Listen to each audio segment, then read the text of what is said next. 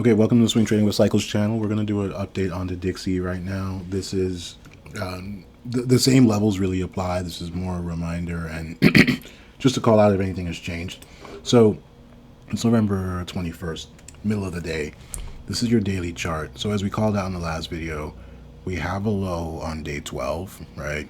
And again, you can kind of quibble, is this all one cycle? So this is actually, what would that be? 19 plus 15 would be 34, right? You could argue that this is all one big 34-day cycle. Either way, we're making lower lows and lower highs now, right? Like you can see that kind of clear as day. Really from like here, right? So we did that, we did that. Then this is your little double bottom that does not hold, right? Well, yeah, you kind of get a little bounce and then you get a big sell. Now you're bouncing, and you could even bounce all the way up here even, right? Now, as we talked about, really the first line of defense, you would say, is 108 spot 468. If we got above that, that would make this here a clean swing low because we'd be above this high here. So that would be a really powerful sign that, okay, maybe this downtrend isn't going to persist, right? If we do get above there, and then we have like a big wick, a big upper wick, a rejection, that'll be really telling as well. That'll be incredibly bearish, obviously. Right now, this looks really bearish. Look at this big drop, then consolidation, big drop. This is more consolidation, so the expectation is this was a really big drop, so we get a bit of a retracement here, but then a drop. And if we look at the weekly chart, so this is where it gets really interesting, right? Because above last week's low, and as we talked about in the last video, we have to be aware of that. The way the candle closed, a little green hammer, sets us up for a swing low this week, right? And so that's active above 107 spot 274, right? And so we're well above that now. We're about 60 cents above that. And you can see that line drawn there, clear as day. The problem, though, is, the problem is in the reason why that's not necessarily bullish. Even though we're clearing a swing low here, it's similar to what we just talked about on the daily chart. We really have to clear, like in this case, that's actually those two big candles. I'll go back to the daily chart. So we talked about how we need to get above this candle here. I'll zoom in. That's why I actually have an alert set. That's your first kind of sign, like, oh wow, okay, this is maybe a little bit more bullish than we thought it was. And then this is your next candle that you need to get above. When you combine those two candles, that gives you that big that big red weekly candle that we need to get back above. All that to say, it's really all about the range of this candle right now, right? And so we could bounce around inside that range a little bit, but that doesn't mean anything. And that's a high all the way above 111, which I've been talking about in the other videos.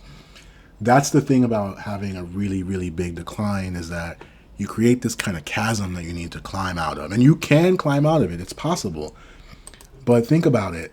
What we would really need to see that would say, oh, okay, things have really changed, right? Is something like, right? Like I'm thinking like something like this,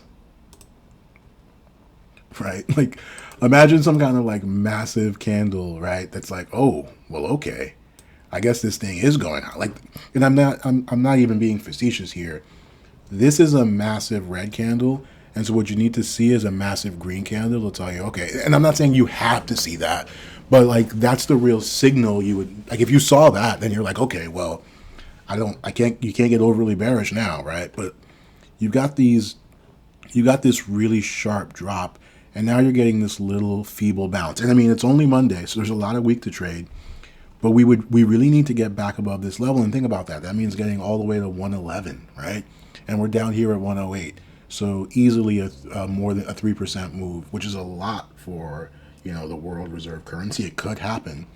And again, like that's what I'm not saying I'm expecting this. I'm saying that's what would need to happen, this big green candle. And that's the way I think about it. That's the way to think about it. Probabilities. What's the probability that we get a huge green candle like that? I mean, we'll see. All that said, we have that Fed meeting coming up in December. And so that's going to be a big catalyst to kind of turn things around.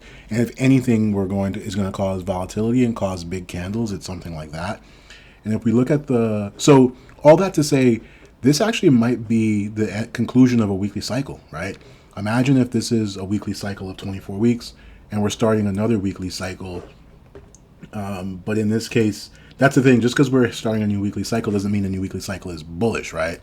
What if it does something like that, right? And then just kind of works its way lower.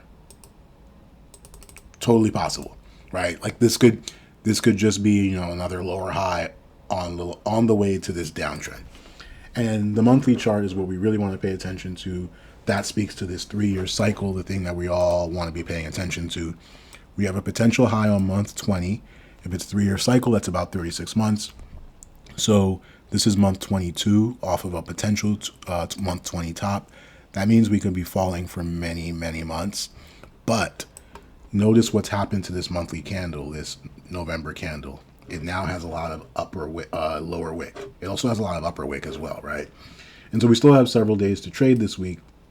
But if we're assuming that, we have a short-term low on the daily with that swing low, and now we're seeing on the weekly it's turning into a weekly swing low, maybe we have a little bit more room to run, and then you end up.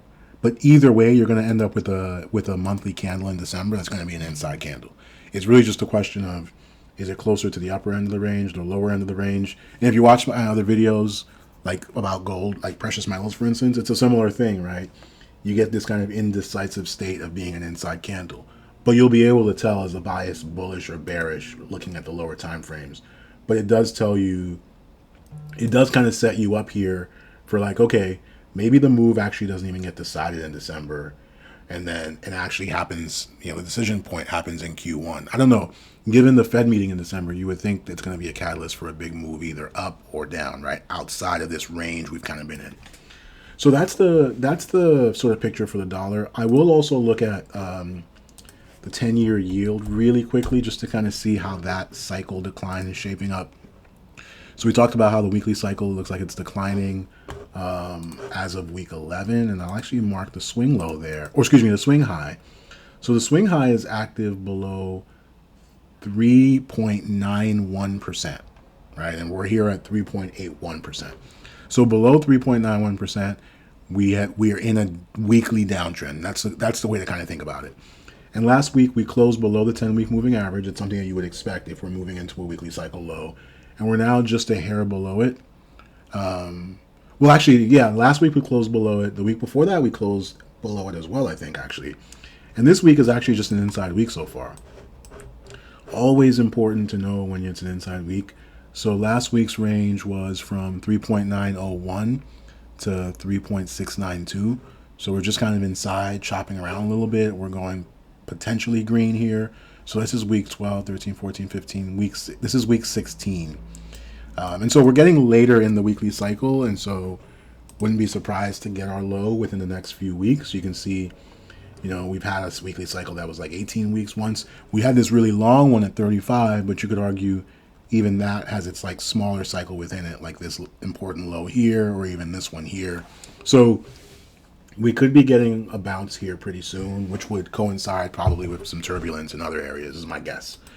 And if we look at the monthly, we're suggesting we could have our monthly or our 3-year cycle top for the 10-year yield as well. And only in this case, it rallied for 31 months, which is an incredibly bullish cycle if it's going to be 36 months.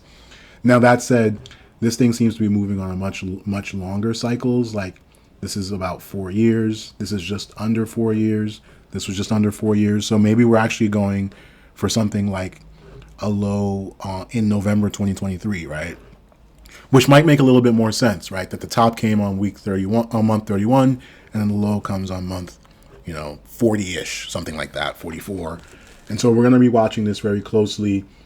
Knowing the direction of the 10-year yield and the dollar is going to help us correlate that with the performance of a lot of other assets.